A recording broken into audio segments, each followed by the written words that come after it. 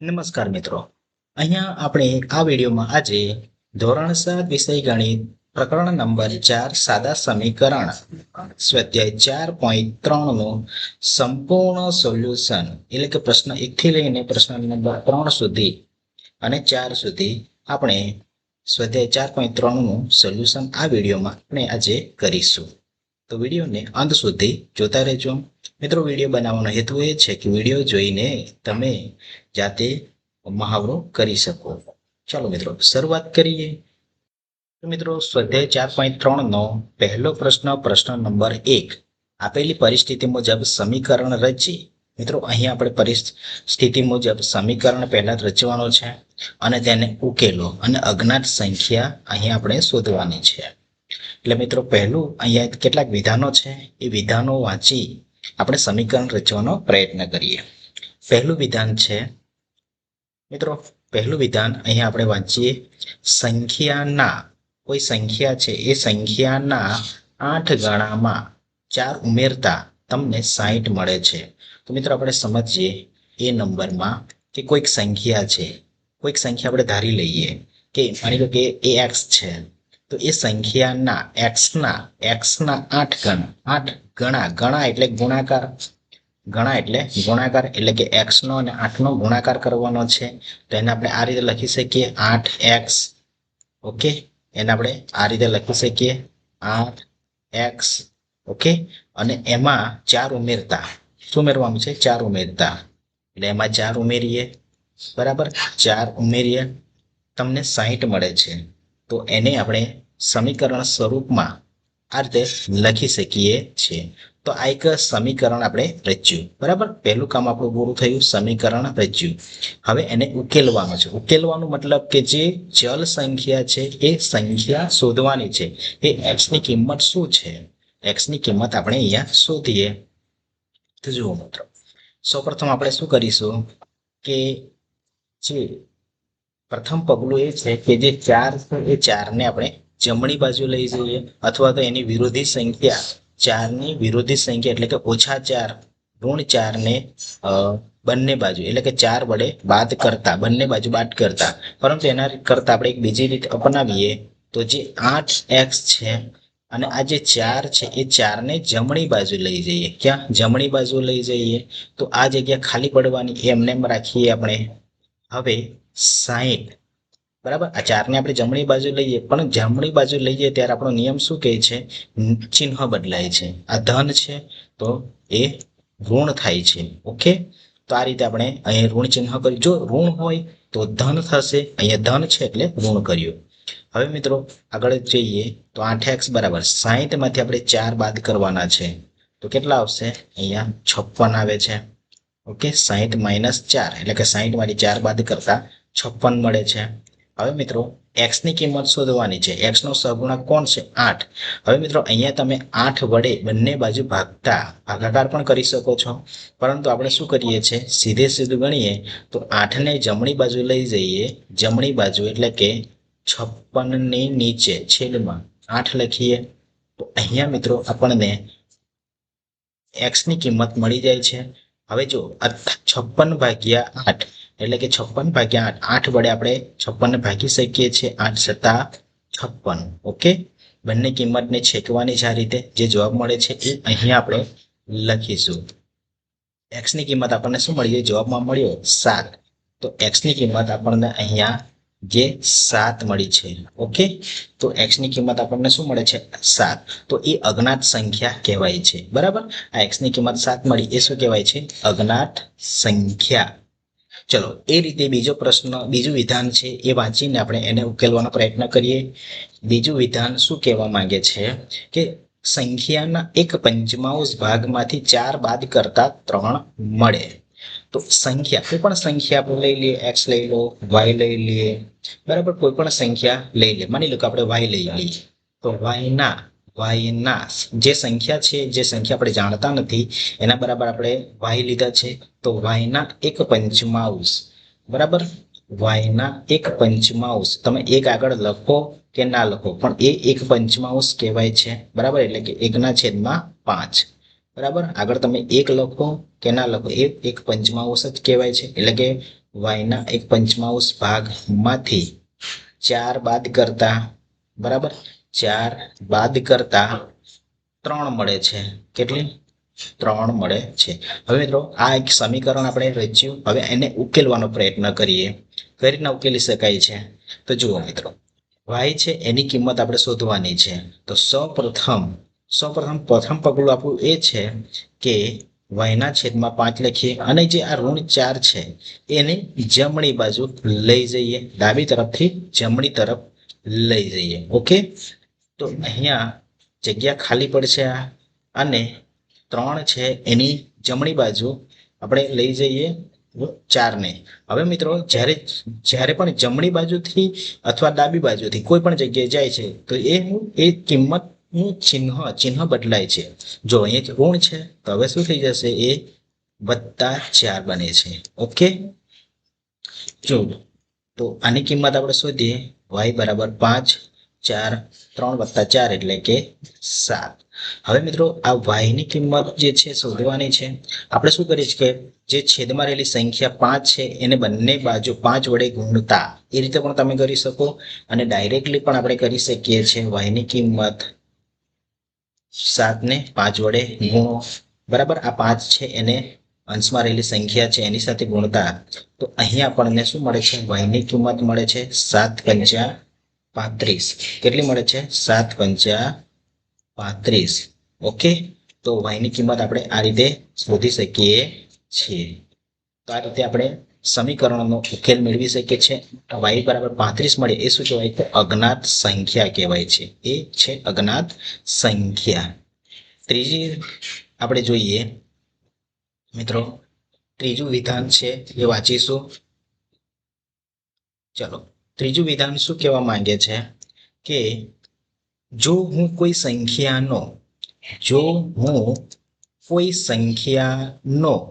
કોઈ પણ સંખ્યા આપણે લઈ શકીએ, x લઈ શકો, y લઈ શકીએ, કોઈ સંખ્યાનો 3/4 ભાગ લઈ તેમાં 3 ઉમેરું છું તો મને 21 મળે છે. તો આને આપણે સમીકરણ રૂપમાં કઈ લખી શકીએ? કોઈ સંખ્યા એટલે કે y તરીકે આપણે લઈ લઈએ, બરાબર. y તરીકે લઈ લીધી કોઈ સંખ્યાને. હવે આગળ શું કહે છે? 3/4. 3/4 ને કેવી રીતના લખી શકીએ? જો માની લો કોઈ સંખ્યા છે y તરીકે લેવા, 3/4 લખવાના છે તો એને આપણે આ રીતે લખી શકીએ 3/4, બરાબર. તો એના y કોઈ સંખ્યાનો 3/4 ભાગ લઈ કોઈ સંખ્યા લઈ લીધી છે y, બરાબર, એનો 3/4 આ રીતે લખી શકાય. એમાં 3 ઉમેરું એટલે કે આપણે 3 ઉમેર્યા. ઓકે, 3 ઉમેરું તો મને 21 મળે, બરાબર 21. ઓકે, આ રીતે આપણે સમીકરણ રચી શકીએ છીએ. હવે મિત્રો આગળની પ્રોસેસ એ છે કે ઉકેલો. તો આપણે એ સમીકરણને ઉકેલીએ એટલે કે y ની કિંમત છે એ y ની કિંમત આપણે શોધી શકીએ. ચલો, કઈ રીતના શોધી શકીએ એ જોઈએ. તો જુઓ, 3/4 y બરાબર. હવે આ +3 છે એને જમણી બાજુ લઈ જઈએ. ઓકે, કઈ બાજુ? જમણી બાજુ એટલે કે 21 ની બાજુમાં લઈ જઈએ ત્યારે એનું ચિહ્ન બદલાશે. 21 - 3. ઓકે, હવે આપણે અહીંયા 3/4 y બરાબર 21 માંથી 3 બાદ કરો તો કેટલા મળે છે? 18 મળે છે. ઓકે, 21 માંથી 3 બાદ કરો તો 18 મળે છે. હવે આગળનો શું કહેવાય છે કે 3/4, બરાબર. હવે જે અહીંયા મિત્રો 4 જે છે એ 4 ને આપણે જમણી બાજુ લઈ જઈએ. 4 ને જમણી બાજુ લઈ જઈએ તો શું થાય છે? અથવા તો તમે ડાયરેક્ટલી પણ કરી શકો છો. આ જે સંખ્યા છે એને પૂરેપૂરી ઉઠાવીને આ બાજુ લાવી શકો છો. એટલે કે એ સંખ્યાને તમે આ રીતે બનાવી શકો છો, 4/3. આ રીતે તમે લખી શકો. અથવા તો એક એક કરીને આપણે લઈ જઈએ. કઈ રીતના એક એક કરીને લઈ જઈએ? જુઓ, અહીંયા 3/4 છે તો સૌપ્રથમ આપણે 4 ને પેલી બાજુ લઈ જઈએ. ઓકે, 3y બરાબર 18×4.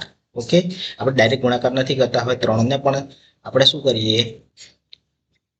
અહીંથી આપણે જમણી બાજુ લઈ જઈએ તો 18 ગુણ્યા 4/3. ઓકે, તો હવે y ની કિંમત મળી જશે આપણને. જુઓ મિત્રો, હવે આ સાદુરૂપ આપવું જાય અહીંયા 3 6 18. ઓકે, અને 6 અને 4, 6 અને 4 નો ગુણાકાર કેટલો થાય છે? 24 મળે છે. 6 અને 4 નો ગુણાકાર કેટલો મળે છે? 24 મળે છે. તો આ રીતે અહીંયા સમીકરણનો ઉકેલ આપણે મેળવી શકીએ. ઓકે, એટલે y ની કિંમત આપણને શું મળે છે? y બરાબર 24. હવે મિત્રો આગળનું વિધાન છે ડી. જ્યારે મેં સંખ્યાના બે ગણામાંથી 11 બાદ કર્યા, એટલે કે આપણે પોતે કોઈ સંખ્યા છે એ સંખ્યા તરીકે આપણે x લઈ શકીએ, y લઈ શકીએ, m પણ લઈ શકાય, n પણ લઈ શકાય, બરાબર. તો કોઈ સંખ્યાના બે ગણામાંથી 11 બાદ કર્યા તો તે પરિણામ 15 હતું, બરાબર. જ્યારે મેં સંખ્યાના, તમે કઈ સંખ્યા એટલે કે કોઈ પણ ચલ લઈ શકાય છે, x લઈ શકાય એવું જરૂર નહીં, y પણ લઈ શકો, m પણ લઈ શકો, n પણ લઈ શકો, a પણ લઈ શકો, b પણ લઈ શકો, બરાબર. આપણે માની લો કે x લઈ લઈએ.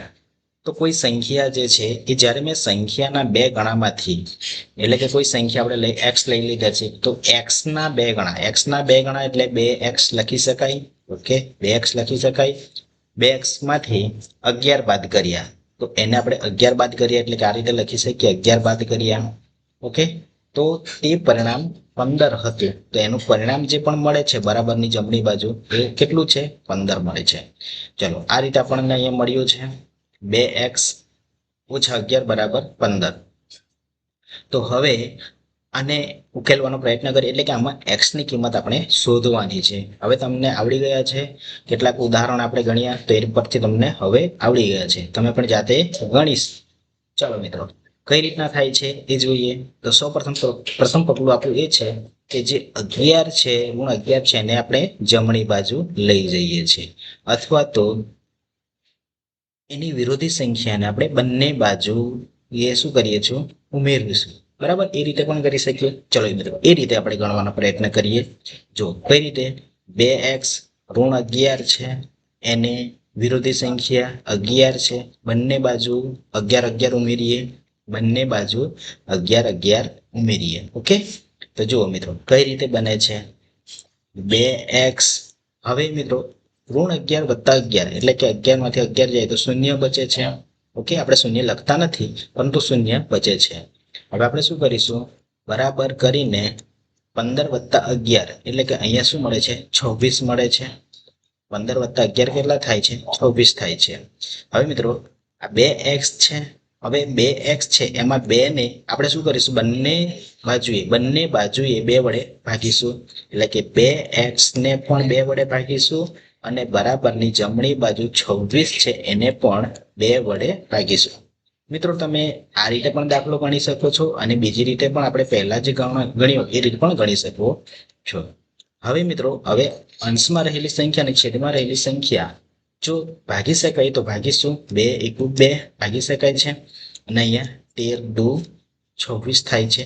ઓકે, તો અહીંયા આપણને x ની કિંમત શું મળે છે? x ની કિંમત 13 મળે છે. તો આ રીતે આપણે સમીકરણનો ઉકેલ મેળવી શકીએ. ચલો મિત્રો, હવે નેક્સ્ટ એક્ઝામ્પલ સમજીએ. ઈ નંબર. મુન્નાએ તેની પાસે રહેલી નોટબુકના 3 ગણા 50 માંથી બાદ કર્યા અને તેને પરિણામ 8 મળ્યું. આપણે ઈ નંબરનું અહીંયા સમજીએ. સમીકરણ પહેલા તો બનાવીએ. મુન્નાએ તેની પાસે રહેલી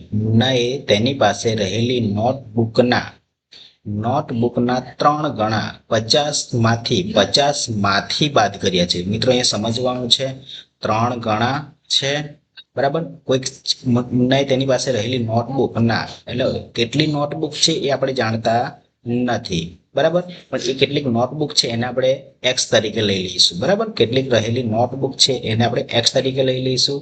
એ x ના 3 ગણા એટલે કે 3x થવાના.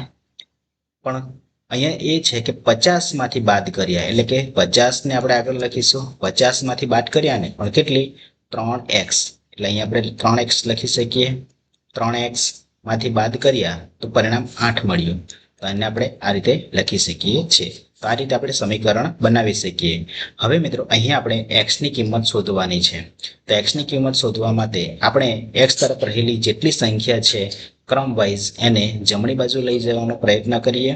તો મિત્રો જુઓ, સૌ પ્રથમ આપણે 50 છે એ 50 ને જમણી બાજુ લઈ જઈએ. તો -3 છે ડાબી બાજુ, -3 એક્સ જ બચવાના છે, બરાબર 8. હવે જ્યારે મિત્રો 50 ને જમણી બાજુ લઈ જઈએ તો ધન છે તો શું થઈ જાય, એ ઋણ થઈ જાય. બરાબર, એ શું થઈ જાય છે, ઋણ થઈ જાય છે, એટલે કે -50. હવે -3x બરાબર 8 - 50.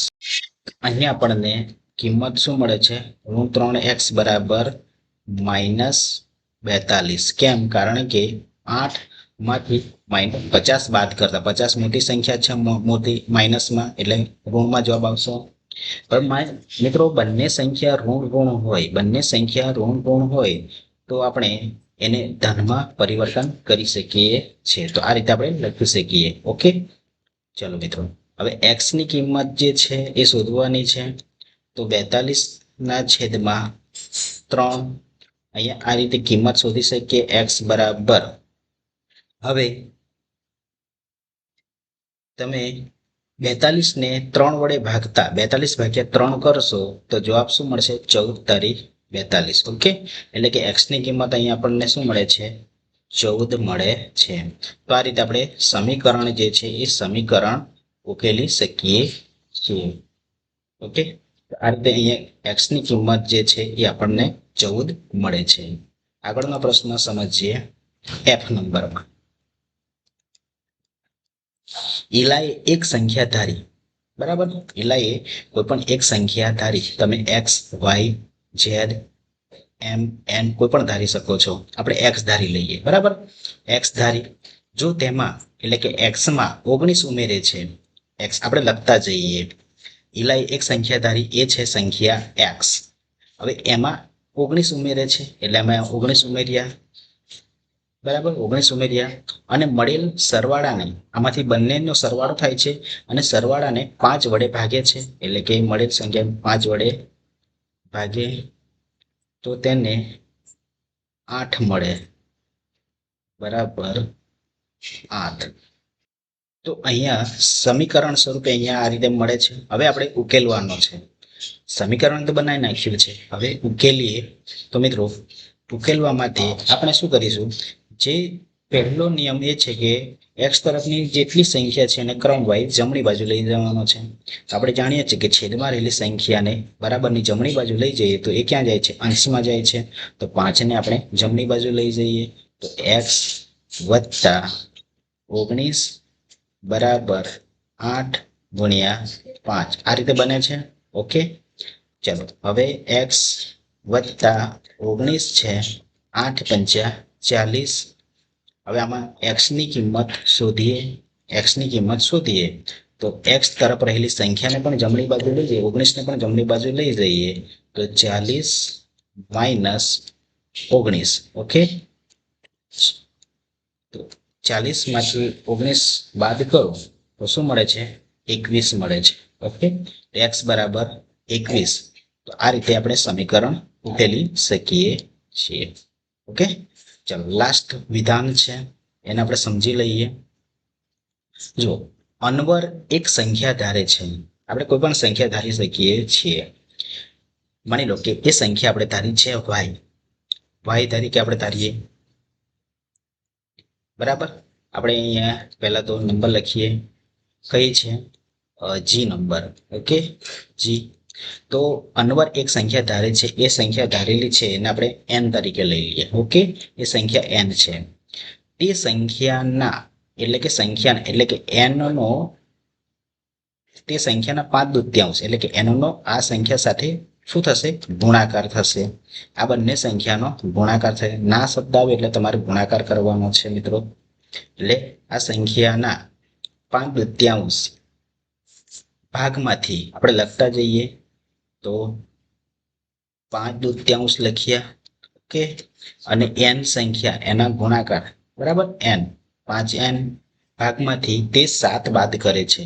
7 બાદ કરે છે અને પરિણામ શું મળે છે? 23 મળે છે. પરિણામ 23 મળે છે. મિત્રો સમીકરણ બનાવતા આવડવું જોઈએ. સમીકરણ બની ગયા પછી સમીકરણનો ઉકેલ એકદમ સાવ સહેલું છે. સૌપ્રથમ આપણે સમીકરણ બનાવતા આપણને આવડવું જોઈએ. હવે મિત્રો આમાં n ની કિંમત શોધવાની છે. n એક ચલ છે, તો આને કેવી રીતના શોધી શકીએ? સૌપ્રથમ આપણે શું કરીશું? ચલની જે સાઈડે તમામ કિંમતો છે એને ક્રમવાઇઝ જમણી બાજુ લઈ જઈએ. પહેલા આપણે -7 છે એને આ બાજુ જમણી બાજુ લઈ જઈએ. ઓકે, તો મિત્રો અહીંયા 5n/2 છે એમને એમ રાખીએ. હવે 23+7 કરીએ તો અહીંયા 5n/2 23+7 કેટલા થાય છે? 30 થાય છે. હવે આપણે શું કરવાનું છે કે જે 5/2 એને સીધે તમે આ બાજુ લઈ જાઓ તો તમે 2/5 આ રીતે લખી શકો છો. ઓકે, એટલે કે આપણે અહીંયા આમ લખીએ તો n બરાબર 30 ગુણ્યા 2 છે એ છેદમાં છે એટલે એ ક્યાં જશે? ઉપર જાય છે, અંશમાં જાય છે. અને 5 છે એ અંશમાં છે એટલે ક્યાં જશે? છેદમાં જાય છે. આ રીતે પણ આપણે કરી શકીએ છીએ. અહીંયા આપણે n ની કિંમત શોધીએ તો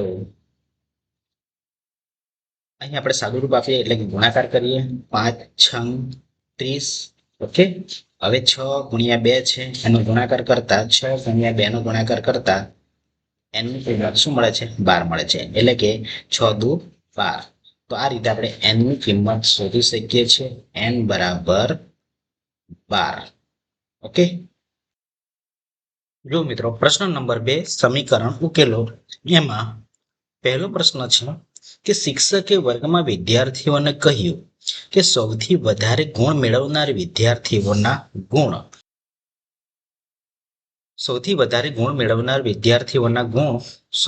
ઓછા ગુણ મેળવનાર વિદ્યાર્થીઓના ગુણના 2 ગણાથી 7 વધારે છે. જો સૌથી વધુ ગુણ 87 હોય તો સૌથી ઓછા ગુણ કેટલા હશે? મિત્રો આ વિધાનની બરાબર આપણે સમજવાનો પ્રયત્ન કરીએ. અહીં પ્રશ્નમાં સૌથી વધુ ગુણનો ઉલ્લેખ કરેલ છે, એટલે કે સૌથી વધુ ગુણ 87 છે, 87 છે. બરાબર, સૌથી વધુ ગુણ કેટલા છે? 87 છે. હવે એને બરાબર સમજીએ તો સૌથી વધારે ગુણ મેળવનાર વિદ્યાર્થીના ગુણ 87 તો છે જ. ઓકે ને, સૌથી વધારે ગુણ મેળવનાર વિદ્યાર્થીના ગુણ. હવે સૌથી ઓછા ગુણ મેળવનાર વિદ્યાર્થીઓના ગુણના એટલે કે સૌથી ઓછા ગુણ મેળવનાર વિદ્યાર્થી આપણને ખ્યાલ હોવો જોઈએ, પરંતુ એ વિદ્યાર્થીઓના ગુણ આપણને ખ્યાલ નથી. અને સવાલમાં પણ એ છે કે સૌથી ઓછા ગુણ કેટલા? તો ધારો કે એ સૌથી ઓછા ગુણ x છે, આપણે માની લઈએ. ધારો કે પ્રશ્ન નંબર a માં ધારો કે સૌથી ઓછા ગુણ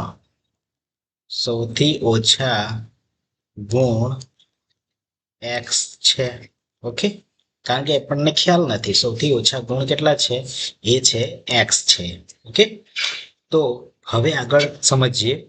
સૌથી વધારે ગુણ મેળવનાર વિદ્યાર્થીઓના ગુણ એ સૌથી ઓછા ગુણ મેળવનાર વિદ્યાર્થીઓના ગુણના, તો આપણે અહીંયા લખીએ કે સૌથી વધારે ગુણ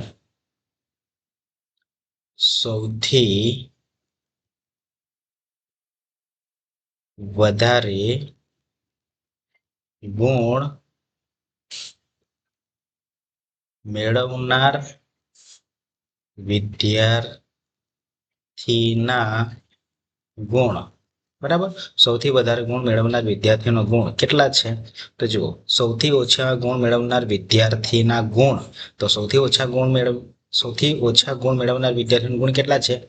x છે. ઓકે, તો x ના 2 ગણા.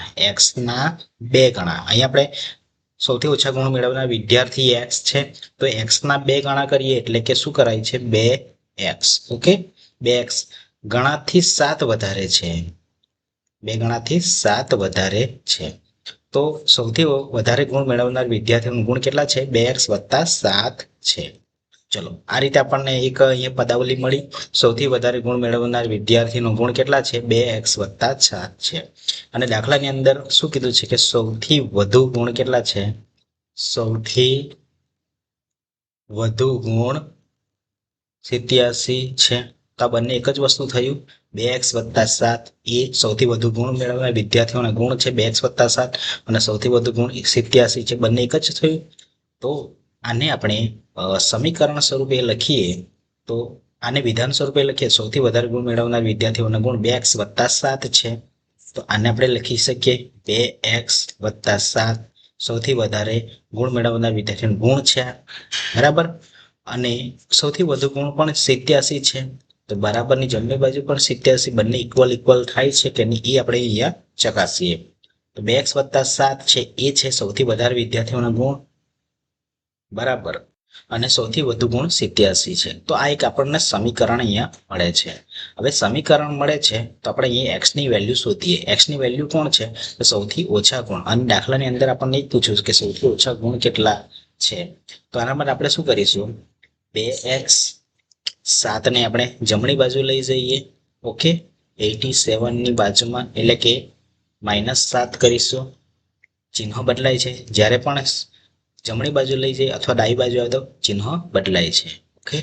2x બરાબર હવે 87 માંથી 7 બાદ કરતા શું મળે છે? 80 મળે છે. હવે આપણે શું કરીશું? x ની વેલ્યુ શોધીશું. x ની કિંમત શોધીશું. તો 80/2 અહીંયા આપણને શું મળે છે? x ની કિંમત મળશે.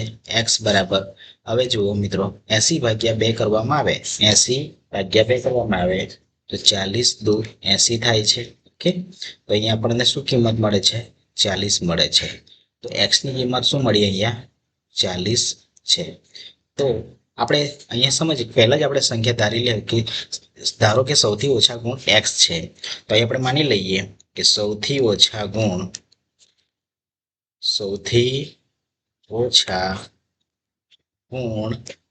કેટલા હશે? એ છે 40 હશે. ઓકે. જો મિત્રો પ્રશ્ન 2 બી એક સમદ્વિબાજુ ત્રિકોણ છે. મિત્રો તમે જાણો છો સમદ્વિબાજુ ત્રિકોણ કોને કહેવાય? કે જે ત્રિકોણની બે બાજુઓ સમાન હોય છે એ સમદ્વિબાજુ ત્રિકોણ કહેવાય છે. એના બે આધાર ખૂણાના માપ સરખા છે. શિરોકોણનું માપ 40 અંશ છે. તો ત્રિકોણના આધાર ખૂણાનું માપ શું હશે? હવે શિરોકોણ કહેવાય છે. ત્રિકોણના આધાર ખૂણા કોને કહેવાય છે? એને આપણે આકૃતિ દ્વારા સમજીએ. મિત્રો આ એક સમદ્વિબાજુ ત્રિકોણ છે. એમાં આપણે સમજવાનું છે. હવે એને સમદ્વિબાજુ ત્રિકોણ કેમ કહેવામાં આવે છે? કારણ કે એની કોઈ પણ 3 બાજુઓમાંથી કોઈ પણ 2 બાજુઓ સમાન હોય છે. બરાબર. તો આ સમદ્વિબાજુ ત્રિકોણમાં 2 આધાર ખૂણા. હવે 2 આધાર ખૂણા એટલે કે આપણે આ એક ખૂણો છે અને આ એક ખૂણો છે. બરાબર. 2 આધાર ખૂણા થયા. આધાર ખૂણા એના માપ સરખા છે. અહીંયા 2 ખૂણા ત્રિકોણના આધાર ખૂણાના માપ કહેવાય છે. જે આપણને ખ્યાલ નથી તો એના બરાબર આપણે શું માની લઈએ? x માની લઈએ. આ x છે એ આધાર ખૂણાનું માપ છે. તો એ જે સમાન છે આનો જેટલો ખૂણો છે એ પણ એ જ ખૂણો છે એટલે એ પણ x થશે. બરાબર. હવે શિરોકોણનું માપ 40 અંશ છે. તો આ બે ખૂણા તો સમાન થયા. રહી ગયો આ ખૂણો. તે શું કહેવાય છે? શિરોકોણનું માપ કહેવાય છે જેનું માપ છે 40 અંશ. ઓકે. હવે યાદ કરો કે ત્રિકોણના ત્રણેય ખૂણાનો માપનો સરવાળો 180 અંશ થાય છે. તો 3 ખૂણા મળીને 180 અંશ થાય છે. એક ખૂણો 40 અંશ છે. બાકીના 2 ખૂણા સમાન છે જે આપ્યા નથી એ આપણે શોધવાના છે. ઓકે. તો આપણે અહીંયા માની લઈએ ધારો કે ત્રિકોણના આધાર ખૂણાનું માપ શું હોય છે? તો આપણે માની લઈએ કે ધારો કે બી નંબરમાં ધારો કે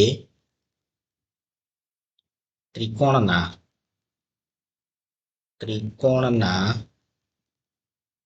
આધાર ખૂણાનું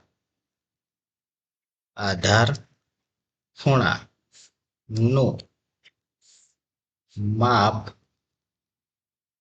x છે. ધારો કે ત્રિકોણના આધાર ખૂણાનું માપ x છે હવે ત્રિકોણના ત્રણેય ખૂણાના માપનો સરવાળો 180.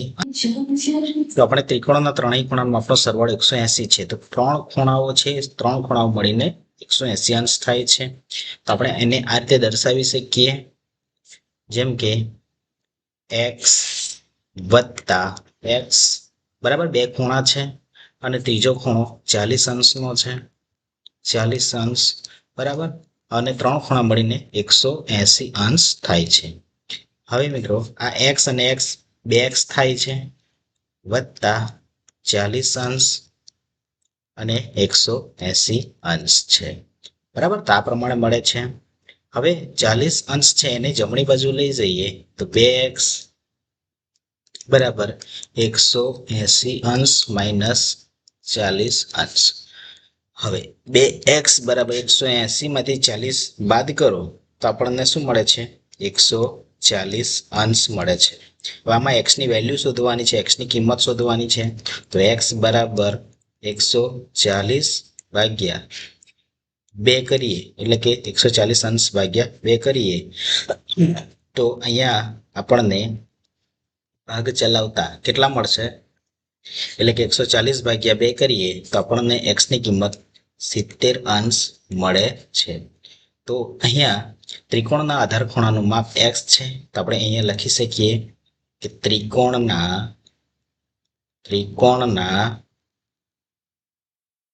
આધાર ખૂણાનું માપ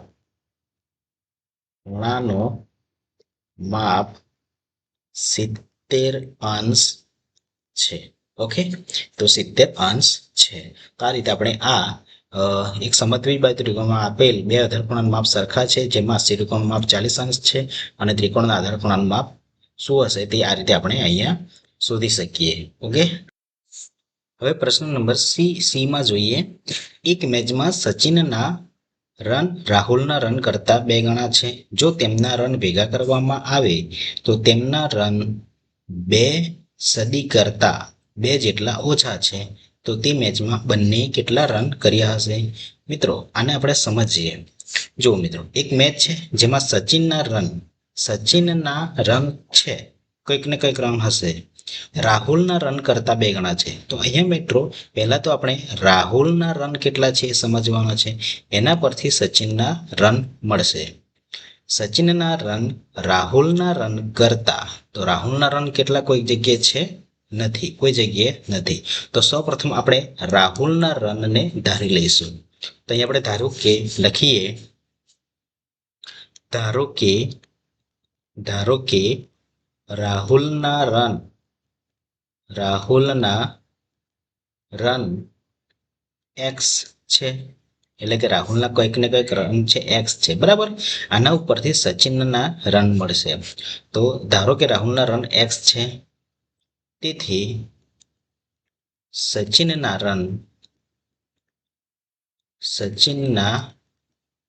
રન હવે જોજો, સચિનના રન કેટલા બને છે? રાહુલના રન કરતા 2 ગણા છે. રાહુલના રન કેટલા છે? x છે. તો એના કરતા 2 ગણા છે, એટલે કે x ના 2 ગણા. તો x ના 2 ગણા શું થાય છે? અહીંયા 2x છે. ઓકે, 2x થશે. ચલો અહીંયા સુધી કમ્પ્લીટ થયું. એક મેચમાં સચિનના રન રાહુલના રન કરતા 2 ગણા છે. તો અહીંયા રાહુલના રન x છે અને સચિનના રન 2x થાય છે. હવે આગળનું વાક્ય સમજીએ. જો તેમના રન ભેગા કરવામાં આવે, એટલે કે આ x અને 2x રાહુલ અને સચિનના રનને ભેગા કરવામાં આવે તો તેમના રન 2 સદી કરતા 2 જેટલા ઓછા છે. કઈ રીતે? તેમના રન 2 સદી કરતા, હવે 2 સદી એટલે શું એ સમજીએ. 1 સદી હોય તો 100 રન, 1 સદી હોય તો 100 રન અને 2 સદી હોય તો 200 રન. અહીં સુધી ક્લિયર? 1 સદી હોય તો 100 રન, 2 સદી હોય તો 200 રન. આગળ શું કીધું છે કે 2 સદી કરતા 2 જેટલા ઓછા છે બરાબર. એટલે કે 200 માંથી 2 ઓછા કરીશું, 200 માંથી 2 ઓછા કરીશું. તો આ વાક્યને આપણે અહીંયા લખીએ. જો બંનેના રન ભેગા કરવામાં આવે, બંનેના રન કેટલા છે? રાહુલના રન x છે અને સચિનના રન 2x છે. બંનેને ભેગા કરીને પછી કેટલા બને છે? તેમના રન 2 સદી કરતા 2 જેટલા ઓછા છે. એટલે કે આ રાહુલ અને સચિનના બંનેના ભેગા રન છે. તો એ જ ભેગા રન આ એ જે ભેગા બંનેના ભેગા રન કેટલા થાય છે? 2 સદી કરતા 2 જેટલા ઓછા છે. આટલા જ 2 સદી કરતા 2 સદી એટલે 200 રન એના કરતા 2 ઓછા થાય છે. બરાબર. તો આ પ્રમાણે તો અહીંયા એક સમીકરણ બને છે. તો તે મેચમાં બંને કેટલા રન કર્યા હશે, એટલે કે સચિને કેટલા અને રાહુલે કેટલા રન કર્યા હશે એ આપણે અહીંયા શોધીશું.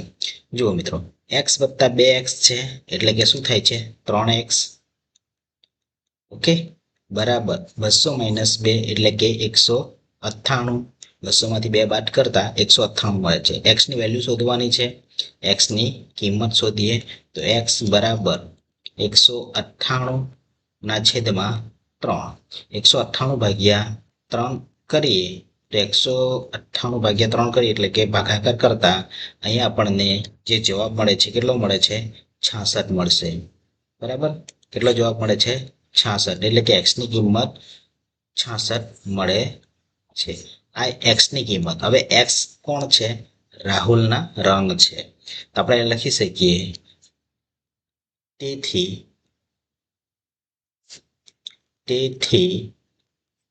રાહુલના રન 66 રન થશે. 66 રન થશે. ઓકે, આ તો રાહુલના થયા. હવે સચિનના રન કેટલા થશે? તો સચિનના રન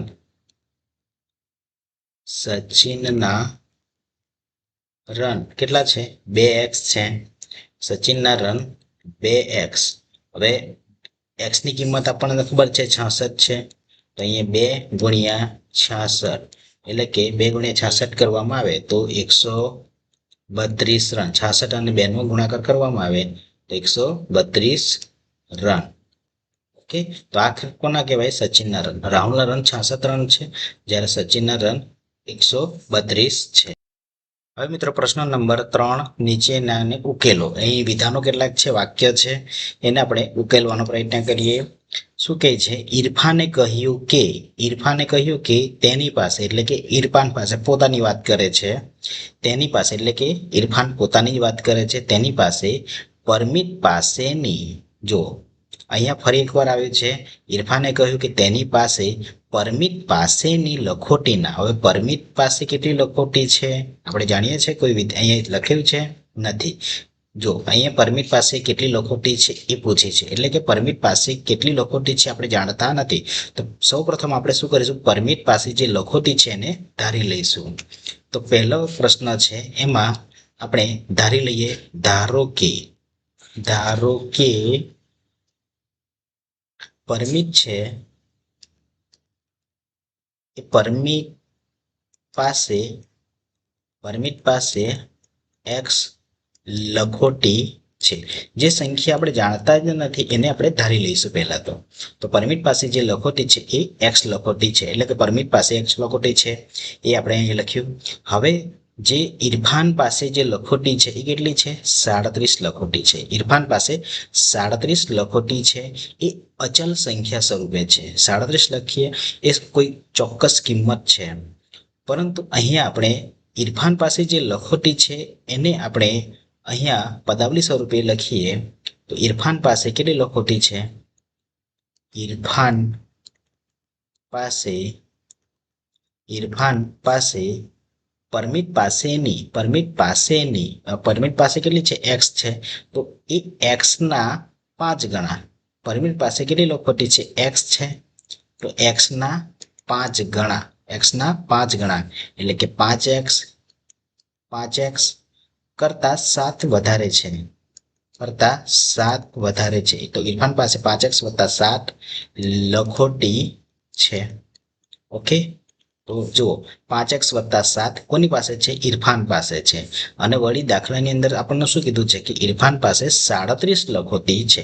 તો આના બરાબર થઈ 5x + 7 ને બરાબર 37 થયા. તો આને આપણે હવે એ રીતના લખી શકીએ. તો જે ઇરફાન પાસે લખોટી છે એ છે 5x + 7 બરાબર. એ કોના બરાબર છે? 37 ને બરાબર છે. તો ઇરફાન પાસે આ જે છે એ લખોટી આ બરાબર એક બરાબર, બંને ઇક્વલ ઇક્વલ થઈ. હવે આમાં આપણે એક્સ ની કિંમત શોધીએ. તો જુઓ 5x 7ની બંને બાજુ 7 વડે બાદ કરતા એ રીતે પણ ગણી શકીએ, અથવા તો 7ની જમણી બાજુ લઈ જઈએ એટલે કે 37 - 7. તો 5x બરાબર 37 - 7 એટલે કે 30. હવે અહીંયા 5x એટલે કે x ની કિંમત શોધીએ તો x બરાબર 30/5, જેથી કરીને અહીંયા આપણને શું કિંમત મળે છે? x ની કિંમત જો 30/5 એટલે કે 30 ને આપણે 5 વડે ભાગી શકીએ, 5×6 = 30. ઓકે, તો અહીંયા x ની કિંમત શું મળે છે? 6 મળે છે. તો આ x ની કિંમત શું કહેવાય છે? પરમિત પાસે રહેલી લખોટી છે. તો આપણે લખી શકીએ કે પરમિત પાસે પાસે 6 લખોટી છે. ઓકે, પરમિત પાસે 6 લખોટી છે. અહીંયા આપણે બીજો પ્રશ્ન સમજીએ. બીજો પ્રશ્ન જો મિત્રો, લક્ષ્મીના પિતા 49 વર્ષના છે, એટલે કે ચોક્કસ કિંમત છે 49. લક્ષ્મીના પિતાની ઉંમર કેટલા છે? 49 વર્ષના છે. હવે આગળ એ લક્ષ્મીની ઉંમર કેટલી છે એ આપણે જાણતા નથી. આગળ જોઈએ કોઈ છે નથી. તો લક્ષ્મીની ઉંમર કેટલી છે? તો એ લક્ષ્મીની ઉંમર આપણે ધારી લઈએ. લક્ષ્મી છે એ લક્ષ્મીની ઉંમર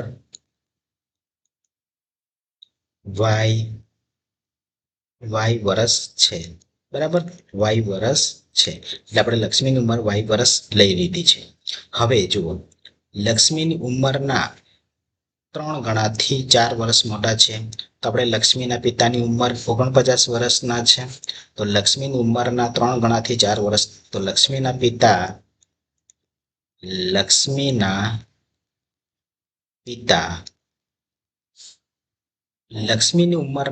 ઉંમર કેટલી છે?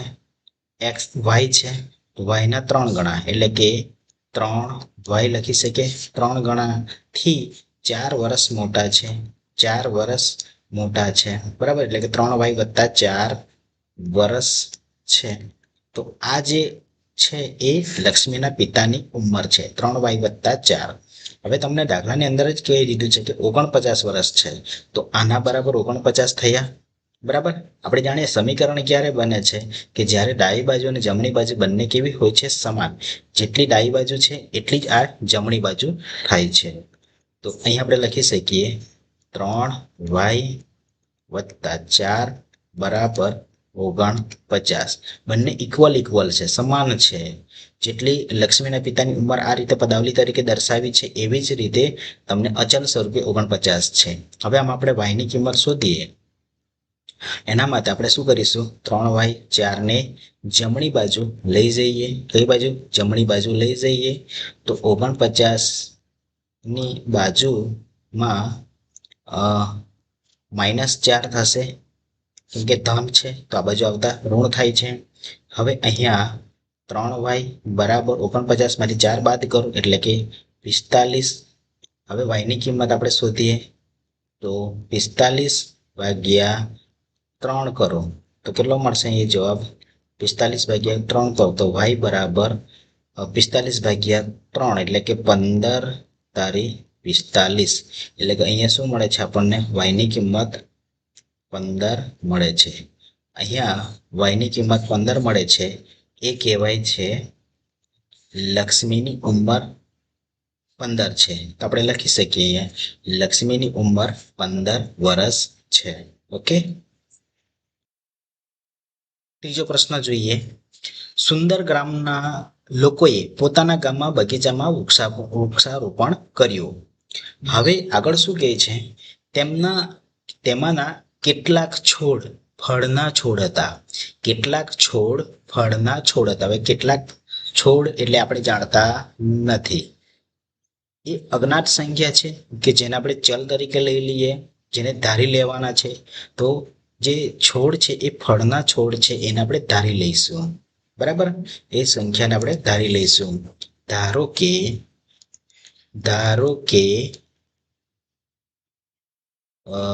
ફળના છોડ એક્સ છે. બરાબર, ધારો કે ફળના છોડ કેટલા છે? એક્સ છે. ચલો અહીંયા સુધી ક્લિયર. હવે આગળ જોઈએ. ફળોના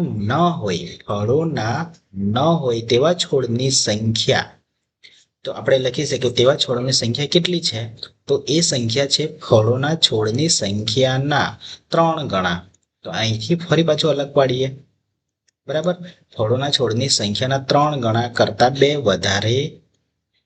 વધારે છે. તો ફળોના ન હોય તેવા છોડની સંખ્યા કેટલી છે એ આપણે લખીએ. ધારો કે ફળના છોડ એક્સ છે, તો ફળોના ન હોય તેવા છોડની સંખ્યા કેટલી બને છે? તો તેવા છોડની સંખ્યા આપણે શોધીએ. તો ફળોના છોડની સંખ્યા કેટલી છે? એક્સ છે. તો એક્સ ના 3 ગણા એટલે કે આપણે લખી શકીએ 3x 3 ગણા કરતા 2 વધારે છે, એટલે કે 3x કરતા 2 વધારે છે. ઓકે, એટલે કે ફળોના ન હોય તેવા છોડની સંખ્યા 3x વત્તા 2 છે. અહીંયા સુધી ક્લિયર થયું? જો ફળોના ન હોય તેવા છોડની સંખ્યા 77 હોય, એટલે કે ફળોના ન હોય તેવા છોડની સંખ્યા 77 હોય, તો ફળોની છોડની સંખ્યા કેટલી છે? તો આપણે જો એ પદાવલી સ્વરૂપે લખ્યું કે ફળોના ન હોય તેવા છોડની સંખ્યા 3x વત્તા 2 છે, તો એના બરાબર શું થવાનું? 77 થવાના. કારણ કે ફળોના ન હોય તેવા છોડની સંખ્યા 77 છે ને, તો 3x વત્તા 2 એના બરાબર 77 થાય છે. તો એને આપણે સમીકરણ સ્વરૂપે આ રીતે લખી શકીએ 3x વત્તા 2 બરાબર 77. ઓકે, કારણ કે ફળોના ન હોય તેવા સંખ્યા તો 3x વત્તા 2 છે અને તમને ચોક્કસ કિંમત પણ આપેલી છે 77, તો બંને બીજાને બરાબર થાય છે. ઓકે, તો અહીંયા આપણે x ની કિંમત અહીંયા શોધીએ. 3x વત્તા 2 એટલે કે 3x બરાબર 77 માઇનસ 2, તો જેથી 3x બરાબર 75 થાય છે. અહીંયા આપણે x ની કિંમત શોધીએ. તો x ની કિંમત 75 ના છેદમાં 3.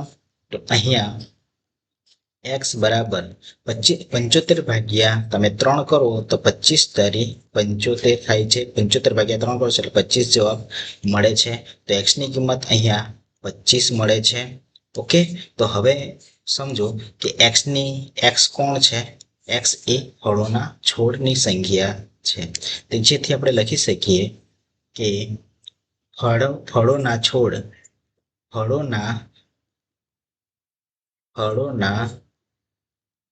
છોડની સંખ્યા કેટલી છે? એ છે 25 છે. ઓકે, હવે આપણે પ્રશ્ન નંબર 4 જોઈએ. એક કોયડો છે, કોયડો ઉકેલવાનો છે. મિત્રો તમે પણ ઉકેલી શકો છો. ચલો ઉકેલવાનો પ્રયત્ન કરીએ. હું એક સંખ્યા છું. હવે હું એક સંખ્યા છું એટલે કે સંખ્યા આપણે જાણતા ન હોઈએ તો એને ધારી લઈએ છીએ. તો પહેલા તો આપણે ધારી લઈએ કે તે સંખ્યા કઈ છે? x છે. ધારો કે તે સંખ્યા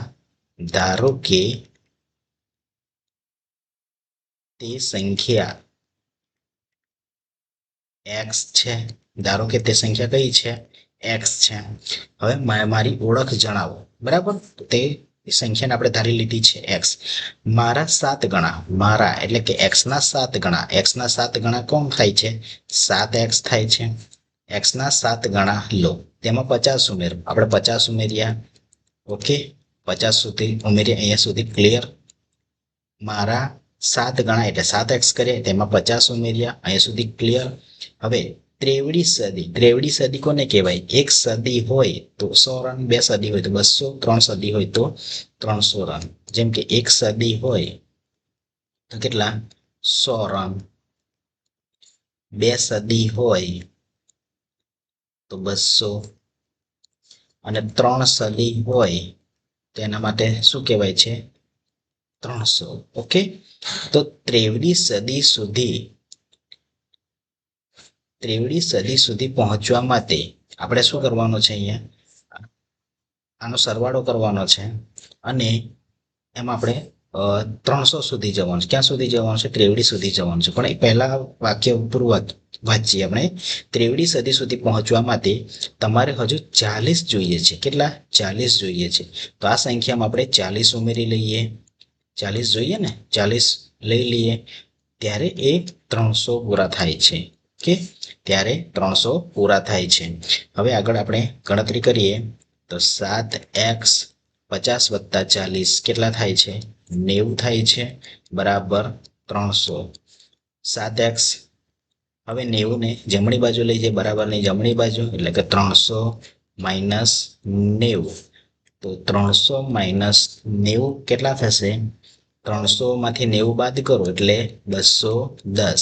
હવે મિત્રો અહીંયા x ની કિંમત શોધીએ તો 210 ના છેદમાં 7 આવી જશે. x ની કિંમત શોધીએ તો 210 ભાગ્યા 7 એટલે કે 210 ભાગ્યા 7 કરો, ભાગાકાર કરશો તો આપણને મળશે 30 મળશે. ઓકે, 30 મળશે. કારણ કે 7 તારી 21 અને પાછળના 0 એટલે કે 30 થાય છે.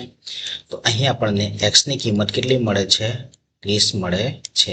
તો અહીં આપણને જે સંખ્યા છે એ છે 30 છે. બરાબર, હું એક સંખ્યા છું, તો ધારો કે તે સંખ્યા કઈ છે? s છે. તો હું છું એ કઈ સંખ્યા છે? એ 30 છે. તો આપણે અહીં લખી શકીએ, હું 30 સંખ્યા છું. તો આ રીતે આપણે કોયડો ઉકેલી શકીએ છીએ. તો મિત્રો આવા જ વિડીયો જોવા માટે હમણાં ચેનલને સબસ્ક્રાઇબ કરો. વિડીયો ગમ્યો હોય લાઈક કરજો અને ચેનલને શેર કરજો. ઓકે.